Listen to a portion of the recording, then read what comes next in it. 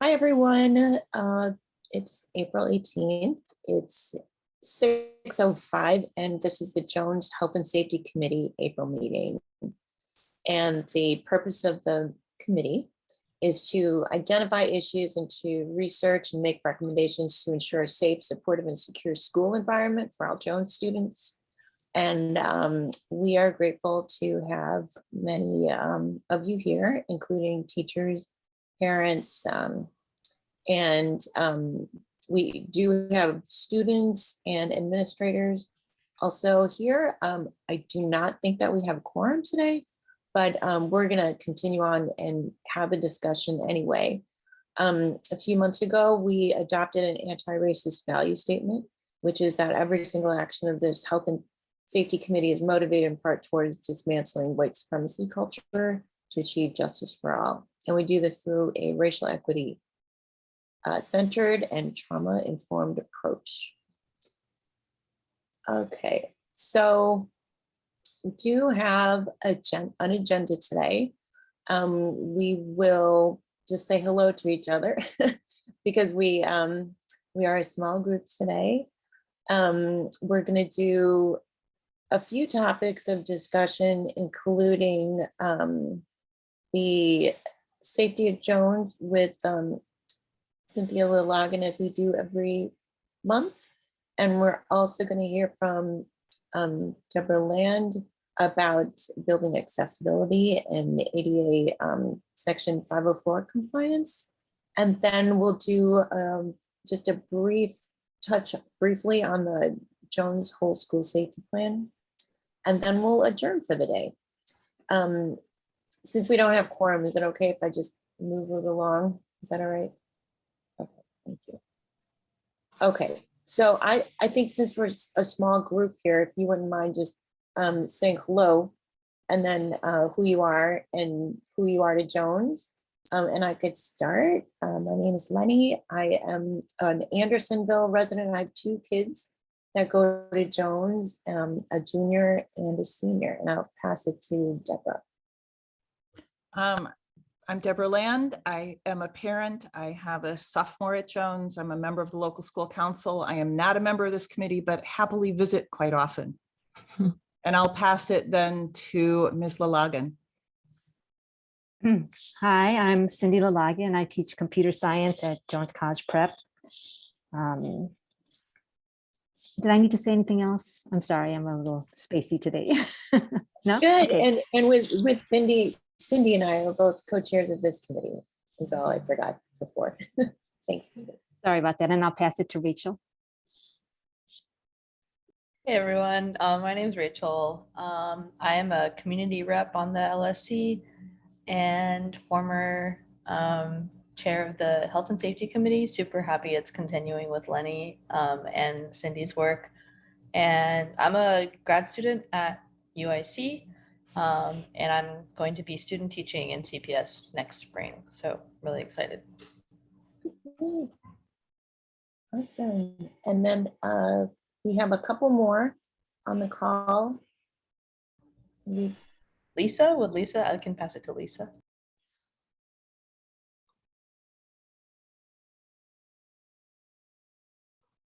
Hi, Lisa. So we're just saying who we are to Jones, if you would like to do that now.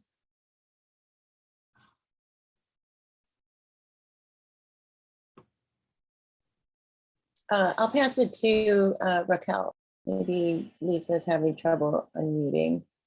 Oh, my name is Raquel Don. I'm a second-time parent at Jones. My kid is a freshman, and I'm also on Friends of Jones. Yeah, and I'll pass it to Cassie.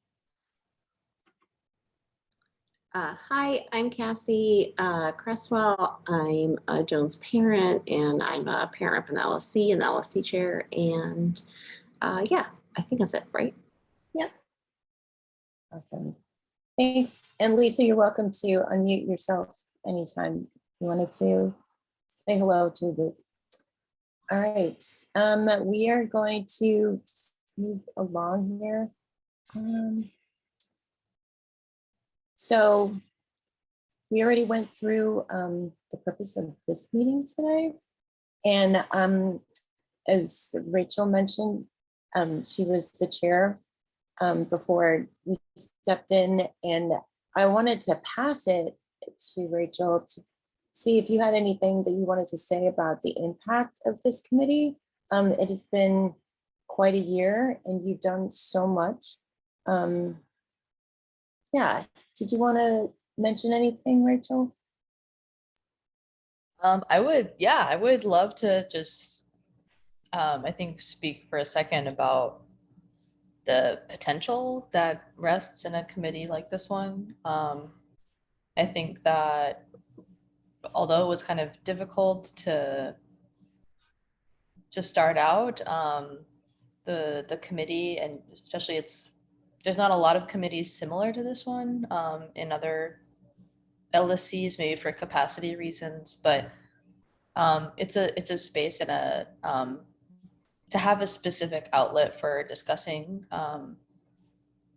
issues related to school health and safety. I mean, I think principally the issue of school resource officers, that discussion was able to be much more like substantive in the health and safety committee. And I think we were able to have conversations that led into the whole school safety committee last summer because of the health and safety committee existing before that committee was formed.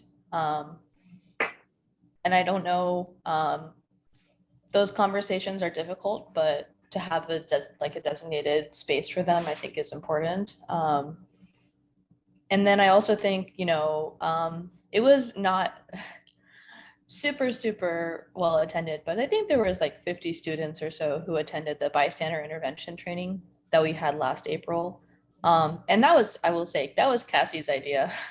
And a lot of people were doing it at the time through AAAJ, which is a local organization that was holding virtual bystander intervention training. So thank you, Cassie. But to get that idea out on the table, and then to have students participating in the advertising of it, and then to have the committee kind of be the host of sorts, like everyone was basically working together, which is what I think, like the committee works with everyone working as opposed to like one person, and then I think, I don't know, Miss Logan can speak to this, but this past winter, when Omicron was kind of on the horizon after winter break, just getting the masks ready for students to come back to school. The Health and Safety Committee was the space to organize that push. And we were able to get masks to tide us over before CPS provided KN95 masks. And now you see everyone wearing KN95s, which I think the Health and Safety Committee, we had discussions, and Ms. Logan brought in research, and she said, like, we need these masks, right? It's not just aesthetic. The masks are actually helping reduce transmission rates. And now you see these masks like much more popular. I don't see as many of the surgical masks anymore. So yeah, I think we were able to talk about that with administration, who was completely on board with it. So I don't know, that's a long-winded answer, but I don't know if Ms. Logan or anyone else on the call wants to add to maybe what you have seen the committee do.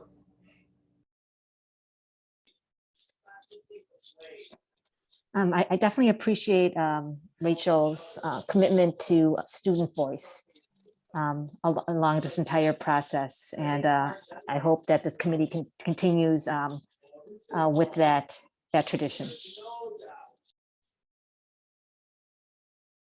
Thank you, Rachel, and thank you, Cynthia.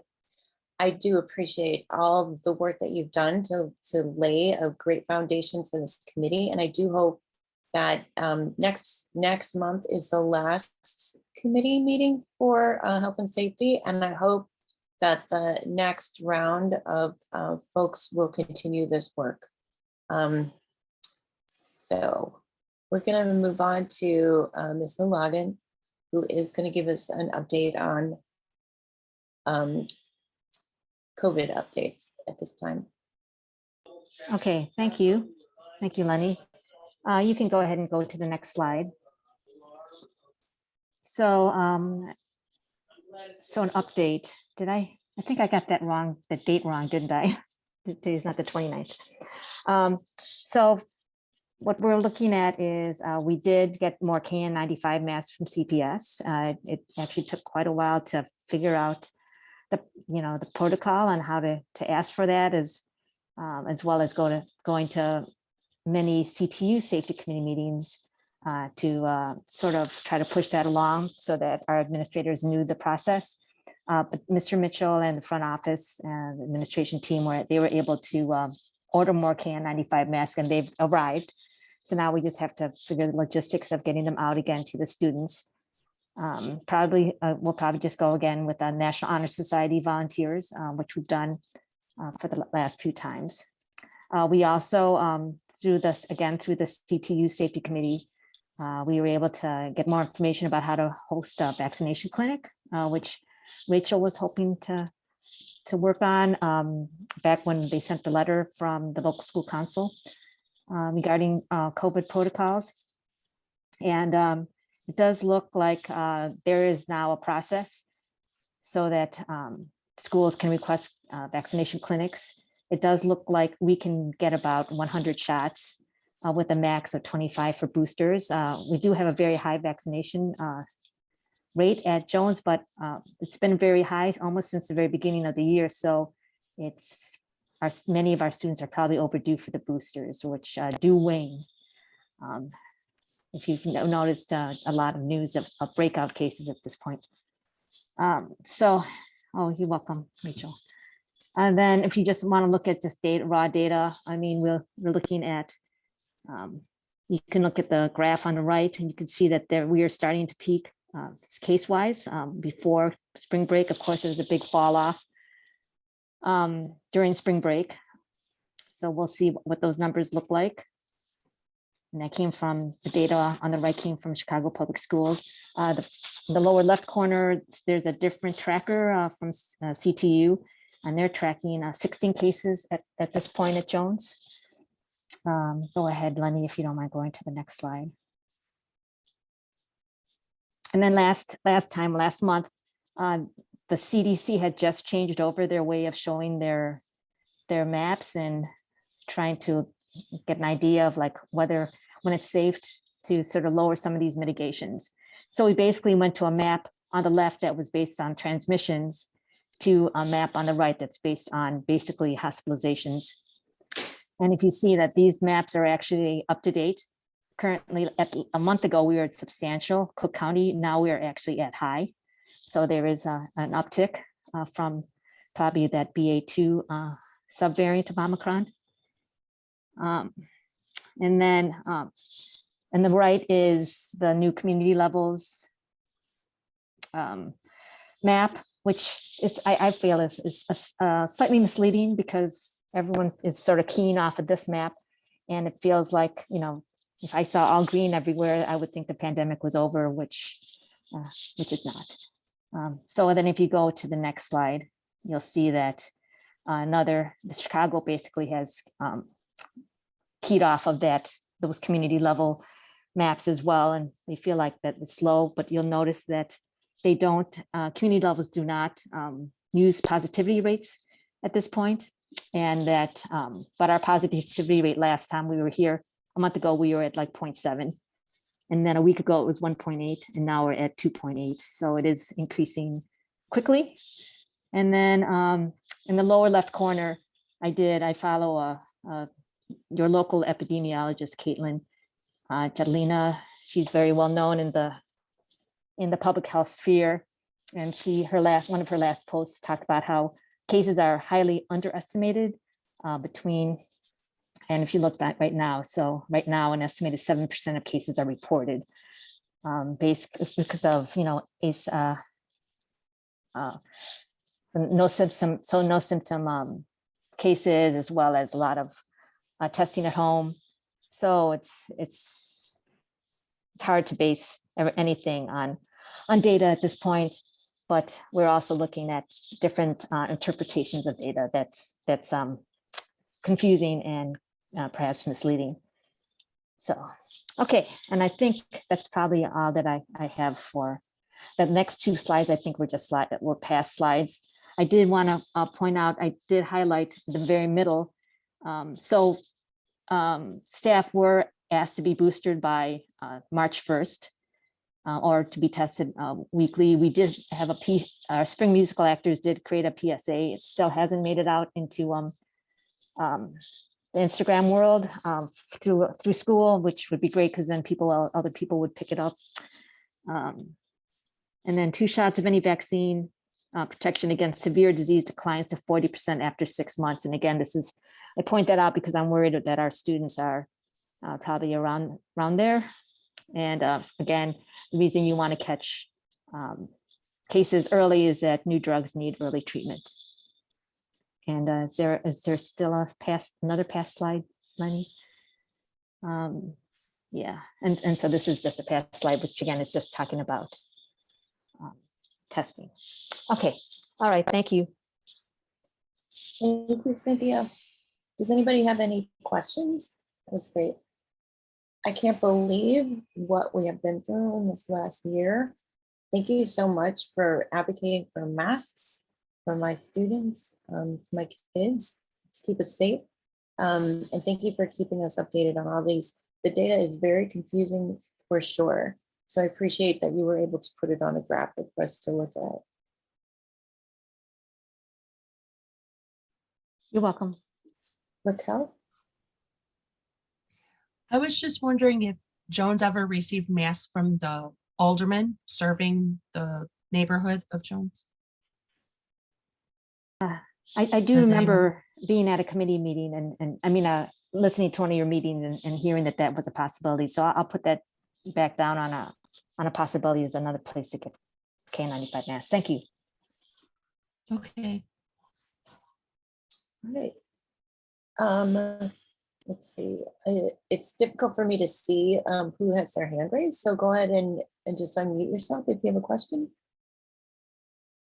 Yeah, I just ask, I know it's just one day back after spring break, but what is the feeling around like COVID transmission in the school right now?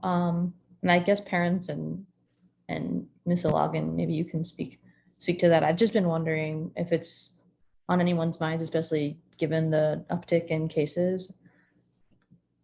I don't just personally, I feel like we all seem to know a lot of people who've gotten it, right? And then around the same time as we are starting to get the mask mandate being lifted, which is bad timing for this upcoming surge. I don't know. I did want to address, maybe I thought I was going to address this at the building safety committee meetings, that we do have 2 large events coming up, prom and graduation. It'd be great to maybe try to push boosters and testing for our seniors coming up with these large events coming up that we'd like them to be able to participate in and stay safe, obviously. So that's the next big thing. I think we'll be working on trying to get our phone banks going to try to get testing going as well, and maybe pushing for and help push the vaccination clinic.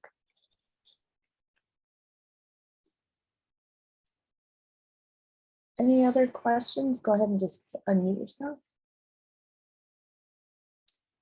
All right, we're going to move on. We've got a special guest, Deborah Land, who is going to talk to us about the ADA IDEA Section 504 compliance.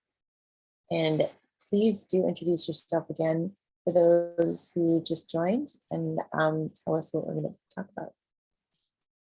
I'm Deborah Land. I am a parent of a sophomore at Jones, also a local school council member, not officially a member of the Health and Safety Committee, but happy to join and participate from time to time. I have a particular interest in making sure that Jones is accessible for all students. And that means to me that students need to have the ability to move freely throughout our entire campus. My daughter has some mobility issues and has been assigned a permanent elevator pass at Jones. There was a section of the building in the north building that she couldn't identify how to get there with an elevator. And the second week of school, she fell down the stairs and has been an intermittent homebound ever since, because she's been doing rehab 3 months at Northwestern and just finished 10 weeks at the Ability Lab. Today was her first day back at school. So this kind of mobility issue really means a lot to me. And we have done the tour of the building with Dr. Powers, because when she returned to school part-time a couple days, we didn't know how she was going to get around. And so we've done the tour of the building. So that's one advantage I have, is actually I've been inside and I've seen where some of these areas are.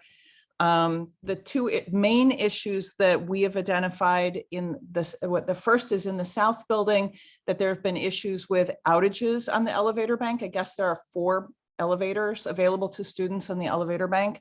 And at some times during the school year, one of them has been out of service, or 2 of them have been out of service. And that creates capacity issues. I have written to Dr. Plunkett, who's a member of this committee, and asked her a bunch of questions about this. She responded today that she needs some more time to dig into it and will get back to me.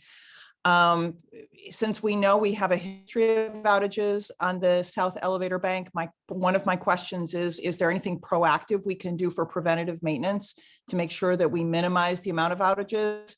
And also asking a capacity question, knowing how many students have mobility issues at Jones, either documented through IEP or 504 plans, which wouldn't even count kids who have temporary injuries, like an athlete who's got a sprained ankle or a broken leg or something that has to be moved around the building. How does our capacity match our requirements?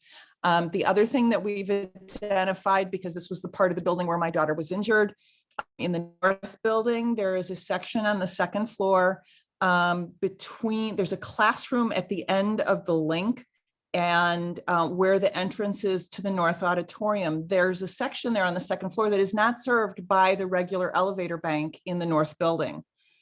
And so if a student needs to access that area, we didn't know about it till after my daughter was injured and we took the tour with Dr. Powers.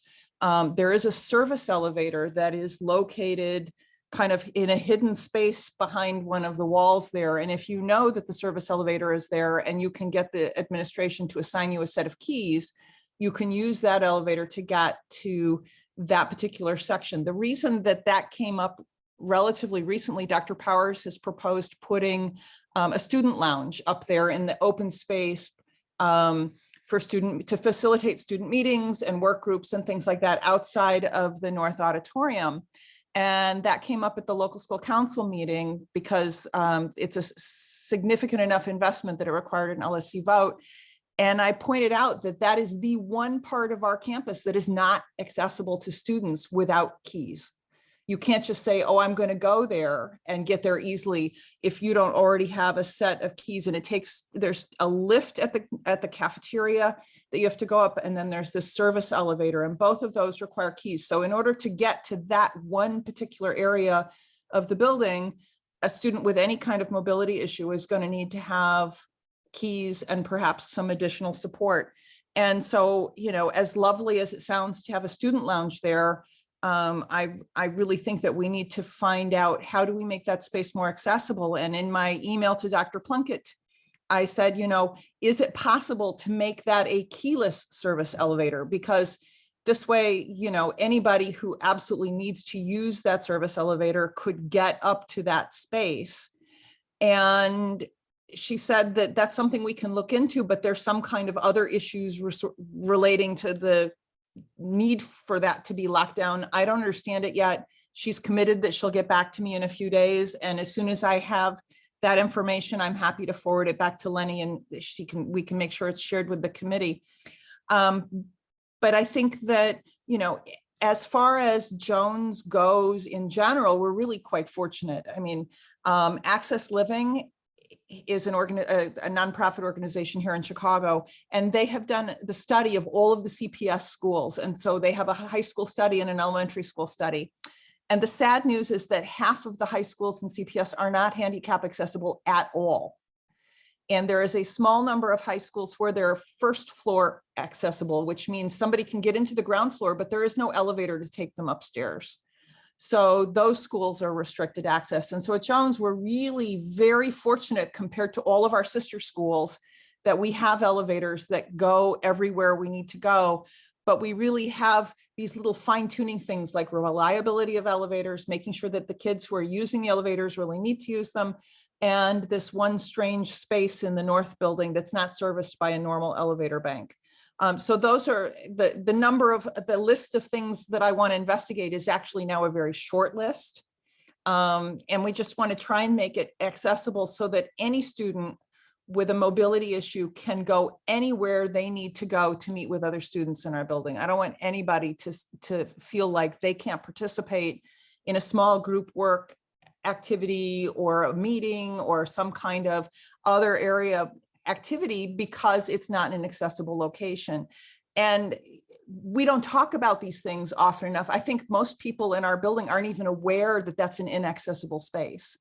And so that's part of why I start raising this issue, because it impacted my family directly and painfully, that we should bring some light to that and see what we can do to really take that and make our space really much more inclusive, because, you know, there's these little hidden bits that we can make better. And I think that's really important for the inclusivity and the culture of our school. I did put a note out on the Jones Parents Facebook group today, has several hundred members, just asking if anybody else had stories or information or issues with physical accessibility in our building, to make sure that if I've missed something, we make sure we have a comprehensive list. And I haven't heard from anybody. I said, you feel free to either comment here or DM me or whatever, so that we can make sure that your information is included. Just because, you know, if people don't talk about these things, and the only reason that this came up when Dr. Powers was presenting about the student lounge is I was in that meeting and I knew that's a problem. But we want to make sure that we don't miss other people's areas of concern. So that's why we're just trying to shine some light on it and get our short punch list addressed so that our building is really fully accessible. Any questions?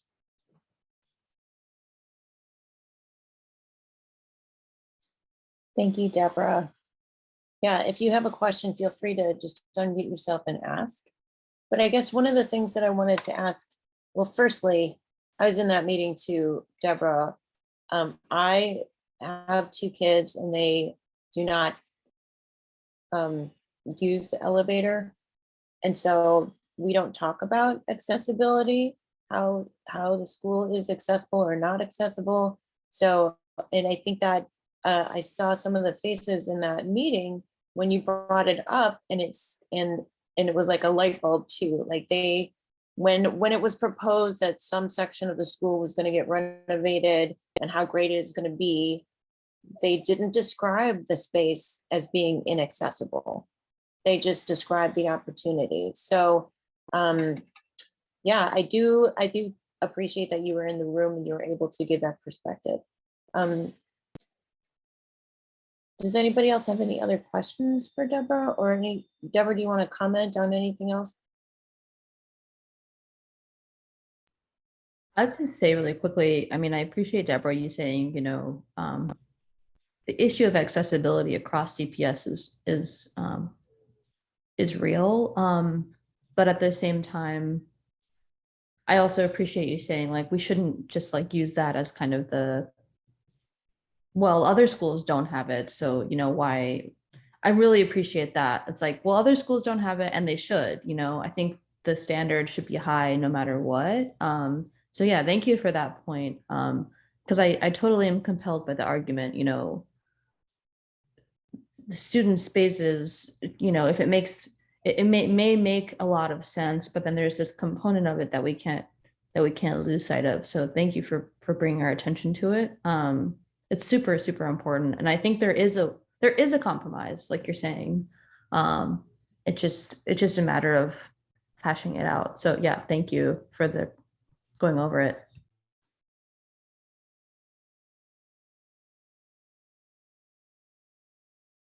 Yeah, I would say the same that Rachel just said, just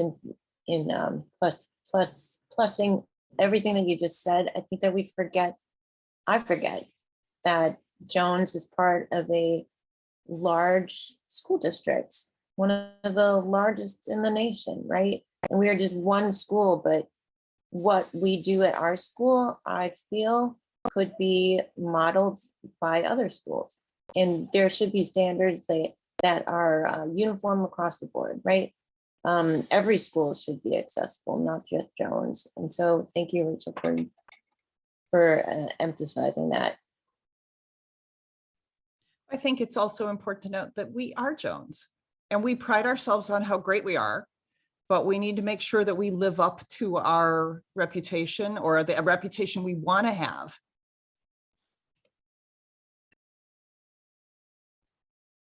Yeah, absolutely. I think about when my kids decided, where they wanted to go after they were selected, and I said, why would you want to go there instead of, for instance, where their older brother went?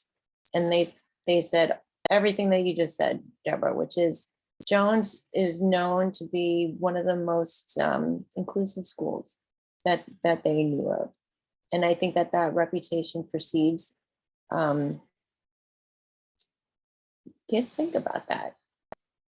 But we're not perfect. And I think that in those spaces where decisions are made, it's important who's in the room. So whoever is listening to this, and if you're thinking about running for LSC, I applaud you. I hope that you consider keeping this health and safety committee going, because we have done so much together, and including talking about accessibility in ways that people can see, and also accessibility in ways that people cannot see. So anything else? Yes. I had one more thing I was thinking about. I think it's helpful for the other to lend some perspective to the other people who are in the meeting here, that the particular lounge discussion that we were having, the student lounge discussion, that's really cosmetic and decor. But when you talk about anything structural, there are laws that say if you're going to spend money upgrading the physical parts of the school, that project then has to become ADA compliant. And I think that's an important thing to remember, is that in this particular project, it was more furniture and decor, so that the law didn't apply in this case. It was just we need to help hold ourselves to our own standards. But in other discussions that we've had, for example, there was a discussion about upgrading the stage in the North Auditorium. But because that is a physical construction project, the law requires that become ADA compliant. And there had been in the initial project no discussion of ADA compliance. They said, well, we just handle that on a case-by-case basis. And if handling access to a space like the North Auditorium stage or is a case-by-case basis, then it's not compliant. That's pretty straightforward. And so we need to keep in mind that for anything where there's an investment for physical construction projects at the school, and it's not a very high threshold, we are required to assess it for ADA.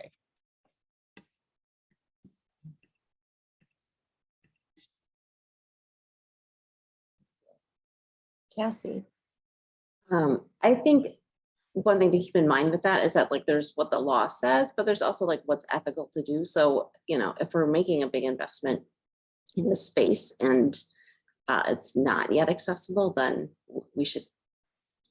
it's not really okay to do that without figuring out how to solve that accessibility issue. So here's the Access Living report that covers some of this and probably some of the other stuff that you talked about, Deborah.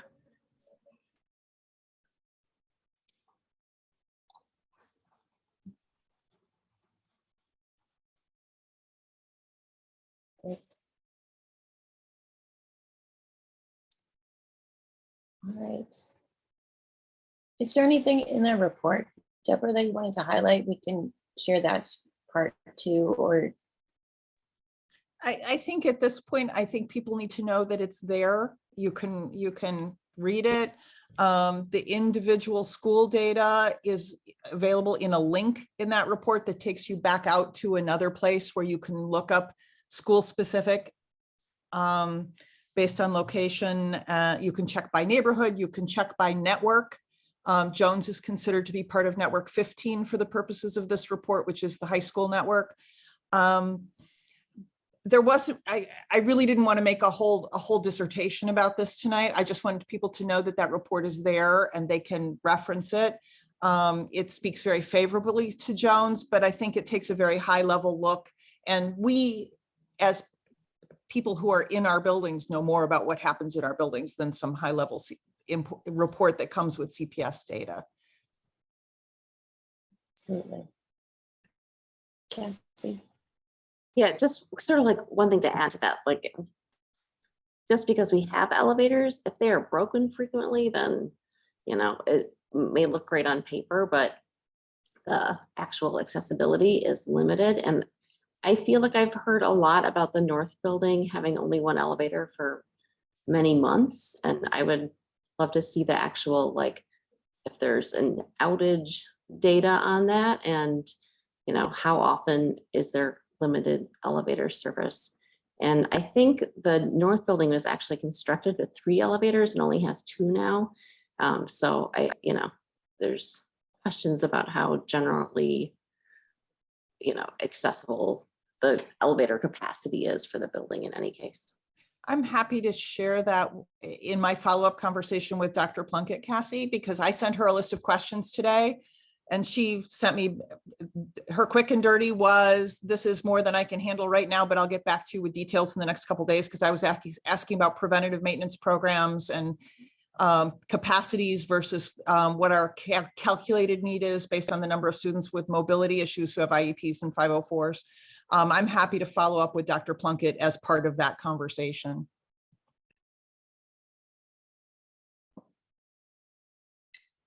Great. Thanks, Deborah and Cassie.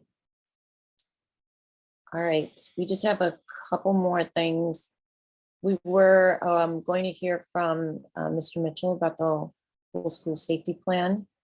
Wasn't able to make it today, but just so you know, it was developed to reallocate the funds that we would use for the SROs.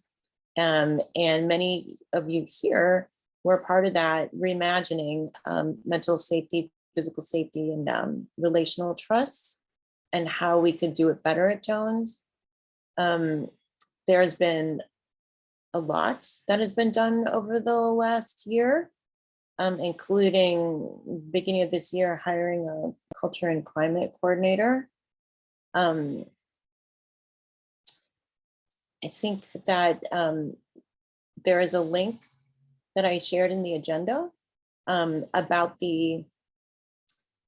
Mr. Mitchell's updates, which basically he says there aren't so many updates to share, but we could for sure take any questions back to him to address.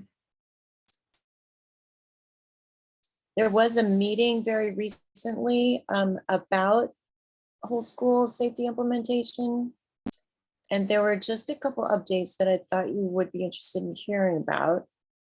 One of them is that if a school removed both SROs based on your vote in the summer of 2021, they are not allowed to reinstate them. And it's not mandatory for schools with 0 SROs to reconvene their whole school safety committees 2022 to 2023, although you could do that. And then schools receive the same amount of funding as last year, but they can reallocate their funding differently.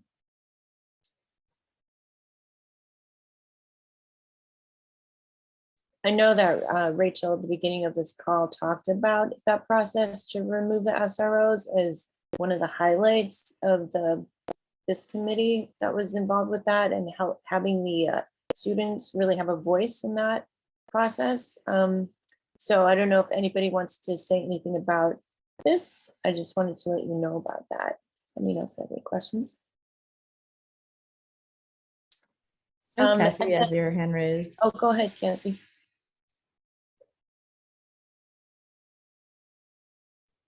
Old hand, sorry. Okay. And then, yeah, so last month, I just wanted to update you this also about the vote that was taken district-wide about the comprehensive mental health and suicide prevention. And it was adopted in March of 23. So this is to address the development and implementation of suicide prevention activities to create a safe and supportive school environment for all students. And this is based on the Illinois School Code, referred to as Anne Marie's Law. So back in 2013, it was in the South suburbs where actually I'm from, Orland Park and Mokina area. There was a young girl who took her life because of cyberbullying. So yeah, so this is to say that each school is going to create a comprehensive mental health and suicide prevention plan for each of their school. And I just wanted to let you know about that because that just passed. Does anybody have any thoughts about that or questions that we could take back to the administrators? They were not able to make it today. I have a quick Yeah, go ahead. thing related to the whole school safety plan as well. And this is actually, they're related to each other. So at the kind of culmination of the process, we kind of said this committee, the Health and Safety Committee, would serve as the place to kind of evaluate the efficacy of the plan. And one question I have is, now that we're kind of getting close to a year of the plan's implementation, although the culture and climate coordinator has only been hired and on staff for a few months, like 3 months completely, and then a little bit in January, I think, maybe not. Either way, not a lot of time. I'm still curious to like kind of follow up and complete what we said we would do, which is kind of like evaluate on a student level, on a parent level, on a community level, like how well the plan has been implemented, if it's effective. And I think part of that may be wrapped into the survey that we have just conducted with the school community for the principal evaluation, but those are very different things in a lot of ways too. So that was a question that I had for Mr. Mitchell. I don't know if Lenny, you want to follow up with him, but that is something I would just like to ask about. Is there time? I know there's still like a good amount of time before CPS is done for the year. So is there an opportunity for us to do something? Yeah, that's a great question. So are you imagining, Rachel, that we might have a meeting with the administrators to talk about this? Yeah, I mean, I think the goal of CPS in creating these committees and then like producing a comprehensive plan is not just, I would hope, not just to like put out a document, but it's actually to do something that works. And if it's not working, then like I think it should be altered, and the committee should reconvene to make changes as necessary, and that council should approve those changes as necessary. And this is like one of the things that we came up against last summer. And Cassie and I were in conversation with Jadine Chow, the chief of safety and security, because we said, like, what is the authority of these? What is the authority of the whole school safety committees? It's not like the same authority that councils have, because we're not elected bodies like the councils are, but we're still playing a role, So I don't know. I would be interested in having a meeting, especially now that the culture and climate coordinator has been hired. Like, I would love to know his thoughts, because that's literally his job. So yeah. Yeah. Yeah, can I get a show of hands, maybe, of those who might be interested in joining that meeting? Or giving updates, maybe? Yeah, great, awesome.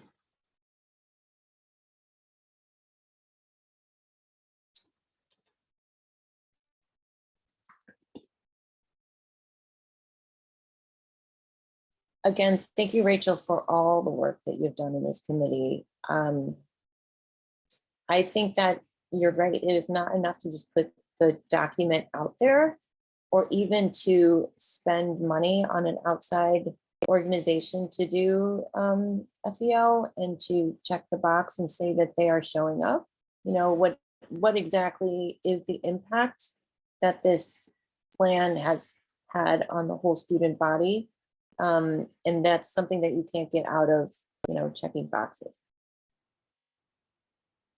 Yeah, and I mean, to add on to that, like the goal was not in the conversations we had when we were coming up with the plan to present the council last summer, the goal was not just remove the officers, the goal was actually implement something that's effective, because the thing that we heard the most from students was that they didn't even know what the officers did every day.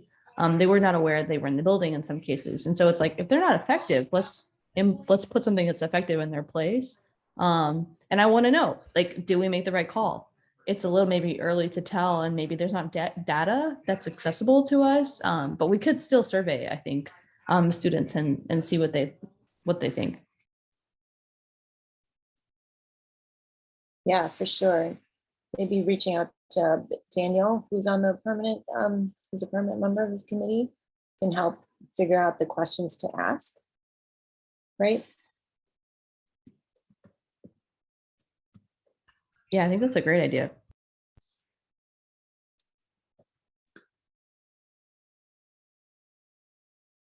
Okay. Anything else? Any last minute observations, comments, questions that we could take back to the administration, or anything that you want to share? I don't know some of you here, and I'm thankful that you joined us. Go ahead, Deborah. Just looping back to the whole school safety plan, I think that there's an opportunity to look at that as being something more than just the SRO question. And, you know, and the money that came from removing SROs, I think that really, if we really are serious about student health and safety, and emotional safety and physical safety, this really is going to have to evolve into some kind of multi-year development that becomes part of our school culture. And so I think the work is not done. I think, to Rachel's point, I think measuring kind of where are we based on what we've done so far is a very valid point. But I really see that there's the need to not check the box and say, we're done now. This is a much longer process. And I'm not certain that the administration sees it that way. And so I think that there's a real opportunity for some conversation with them, that this is really a process. It is not a single 1-year event set. It is a process that will take us many years into the future. And that we really need to make sure that our administration is bought into that, because my impression is they think they're done. Yeah, thanks, Deborah. I agree. It just can't be a document that lives over here somewhere on a shelf. It has to be comprehensive and holistic. And I'm thinking actually about all the work that's being done around the restorative justice circles. You know, that can't be an event that's happening over there and whole school safety plan is over here. Like, they all have to, like, crisis management is over there. And, you know, these boxes should cease to exist, because it's about the whole human person that we're talking about, and they don't exist in boxes. They're actually complicated, and it's actually based on relationships. So how are we helping to create an environment in which people rely on people, and people trust people, including students and teachers and administration. I think that it makes it more difficult to form those relationships when you are just thinking about, checking boxes. That's not how you create a culture of health and safety for the whole school. Yeah. And I do believe it will take many years, which is one of the reasons why I'm glad that some of you, I don't recognize you on this call, but I hope that you continue to come back to this committee and to be involved with the LSC, because it is important to carry the conversations forward. And absolutely, there has to be data. Like, we just can't keep spinning around on the circle and not mark where we were. We have to know where we are now in order to move forward.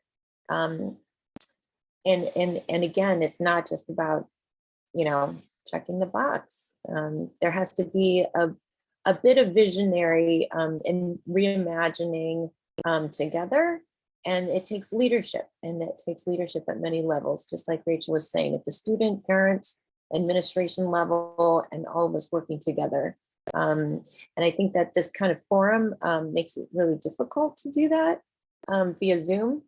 And also just because of proximity, Jones is basically a commuter school. It's really hard to, form those relationships with others on this committee, and also with the administration and the students. So yeah, so things have to be a little bit more intentional in that way, so that we can move it forward for the benefit of every person that goes to Jones, every person that walks into that building, every person that works there, every teacher that takes care of my kids every day. They are definitely included too.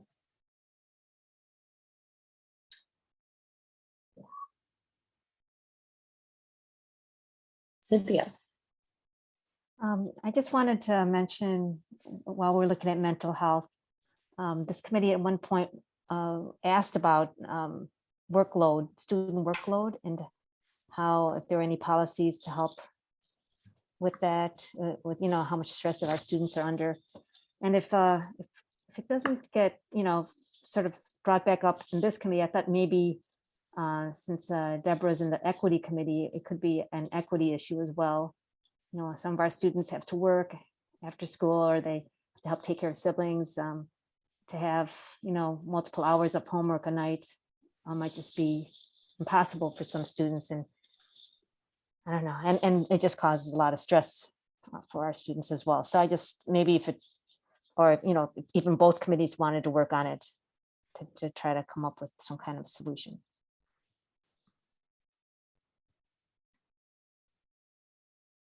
Thank you. Rachel? I think, just to speak to that, Cindy, I wonder if there's a opportunity in the Health and Safety Committee to have Mr. Lopez come speak.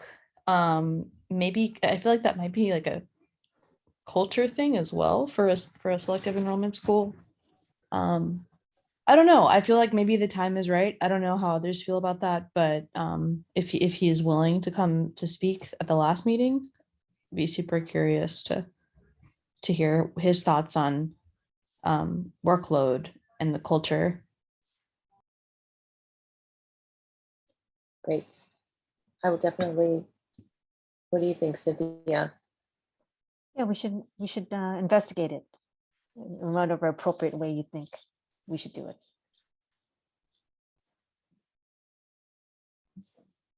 Well, any last thoughts? We actually made it to the end of the hour. I appreciate that you all made it here tonight. Feel free to put anything into the chat, last minute things. Otherwise, we are going to, in a few seconds here, end this meeting at 7 o'clock. Thank you for joining today. And go ahead, Rachel. I just want to say really quick, the situation in schools right now is really intense. I don't know. I have a lot of CPS friends, and I just want to give a shout out to parents. and students and everyone. I'm not involved like you are, but it's rough. So thank you for holding the space to talk through these issues carefully. Thank you, Rachel. Everyone should have a Rachel. Every CPS school should have someone from Texas who's interested in being on their LSC. I appreciate you so much as a parent and an LSC member. And thank you to the teachers who are here. You're really the glue that's holding it together right now. We appreciate you so much. Okay, everyone, have a great night. Thank you for joining us. Thank you all. Have a great night. Bye. Bye. Hi. Bye, thank you.